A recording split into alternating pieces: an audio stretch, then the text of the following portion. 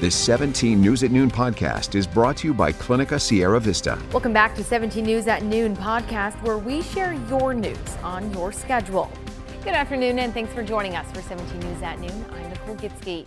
We begin with your 17 Court Watch. The Kern County District Attorney's Office has filed criminal charges against the Kern County Fair's former maintenance supervisor for the alleged theft of nearly 24 tons of scrap metal over a 2-year period. Now, DA Cynthia Zimmer announced Wednesday that her office has filed charges against William Joseph Hebert. He worked for the 15th District Agriculture Association, the official name of the county fair. Hebert has been charged with 3 counts of felony grand theft for allegedly stealing more than 43,000 pounds of material from the fairgrounds and selling it between July 2017 and June 2019. In a related matter, the DA said charges would not be filed over accusations and an August 2019 state audit that found that fair board members exceeded the reimbursement rate on what the audit described as lavish meals, wasteful tips, and alcohol. The DA's investigation determined the board members believed they were within acceptable expense parameters based on advice they received from a deputy attorney general tasked with advising the board on such matters. And also in your 17 Court Watch this morning, a Kern County judge found a man accused of stabbing a 21-year-old woman to death incompetent to stand trial.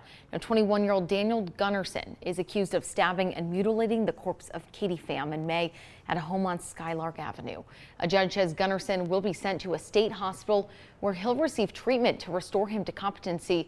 A hearing to determine exactly where he'll be placed is scheduled for next month. Also making headlines, it's been more than a year since kids were in the classroom, and today they got to return to in-person learning. Now, today is the first day of class for a majority of the districts across Kern County. For the first time since the pandemic, children are returning to school.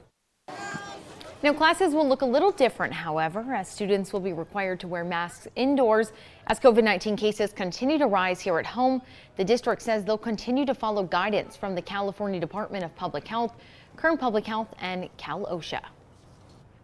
And with kids returning back to the classroom, the concern of another coronavirus surge is having healthcare workers raising the alarm. Now, this morning, Dignity Health held a COVID roundtable saying they haven't seen a dramatic spike in the number of kids with coronavirus just yet. But with children now back in in-person learning, they are concerned for what might happen. There has been an increase in COVID positive cases in children, but according to Ken Keller, the president and CEO of Dignity Health Bakersfield, it's too early to say. Currently, there is 1 patient in the NICU at Mercy Hospital with a possible case of COVID-19. We are monitoring that right now. Well, here at home, Public Health announced another 434 people have tested positive for COVID-19. Also, 5 new deaths were reported. Kern's COVID death toll now stands at 1,441 lives lost. 203 people are in the hospital with more severe symptoms of COVID-19. 36 are in the ICU. Now, the White House COVID team announced today that pending FDA evaluation, booster shots will be offered to Americans beginning September 20th. According to the Surgeon General, those who receive the Moderna and Pfizer vaccines would be eligible for a 3rd shot 8 months after receiving the 2nd. CDC Director Dr. Rochelle Walensky says while the vaccine's protection against severe disease remains relatively high, but data from other countries suggest waning immunity over time. Clinica Sierra Vista is now offering rapid COVID-19 testing and COVID-19 vaccinations. Call 833-278-4584 to make your appointment. But don't delay. Clinica Sierra Vista, putting patients first. Well, the Transportation Safety Administration has extended the mask mandate into next year. The TSA will now require masks on commercial flights, buses, and trains through January 18, 2022. The move was made as concerns about the spread of COVID-19 virus persists. Many airlines, including Southwest and Spirit Airlines, have warned about an increase in cancellations and a drop in bookings. They are blaming the trend on the fast-spreading Delta strain of the coronavirus. Originally, the mandate was set to end on September 13th, but the extension now covers heavy travel periods during the holiday season. The labor union, representing about 50,000 flight attendants, supported that extension. All right, now back to more education news. With back to school in full effect, school zone safety is an important factor that often gets overlooked in our neighborhoods. Now, the Bakersfield Police Department is reminding everyone to stay safe, especially with the return of school. BPD says to slow down when approaching school zones. always stop for buses and watch for kids running to get on or off the bus.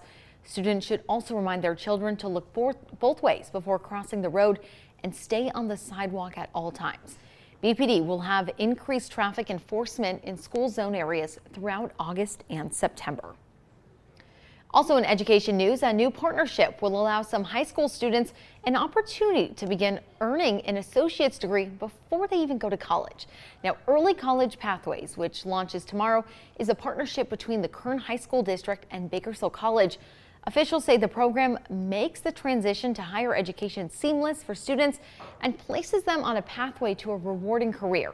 You can learn more about the free courses at bakersfieldcollege.com. BC is also making it easier to become a renegade through its virtual one-day enrollment event. The college has taken all the elements of registration and condensed them, allowing for a one-day express registration. It's happening from right now until 5 p.m. BC counselors and staff will be available to help students apply for financial aid, register for classes, and more. To sign up for a session, we have the link on our website, kget.com. And Kern Transit will be offering free rides to Bakersfield College students during the upcoming fall semester. The rides will be available starting this Saturday and continue through the end of finals week. That's on December 11th. Well, 17 News is your local election headquarters, and 3 Republican candidates hoping to replace Governor Gavin Newsom in the recall election debuted last night in Sacramento.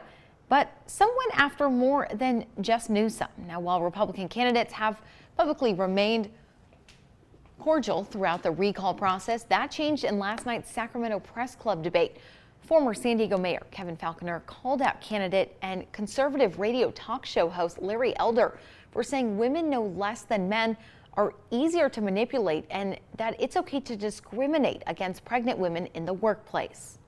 That's and we got to call it that. All of us on the stage and everybody running for governor. That's not who we are as Californians.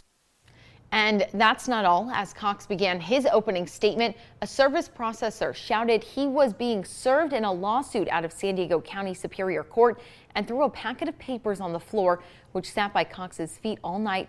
Neither he nor his campaign would comment. Now, this isn't the only time we'll see Cox, Kiley, and Falconer on stage this week. The 3 are participating in our Inside California Politics, and you can watch that debate right here on TV 17 at 7 p.m. And a reminder, the last day to register to vote is August 30th. All right, taking a look ahead now, a local church is asking for the community's help before they are forced to sell their property.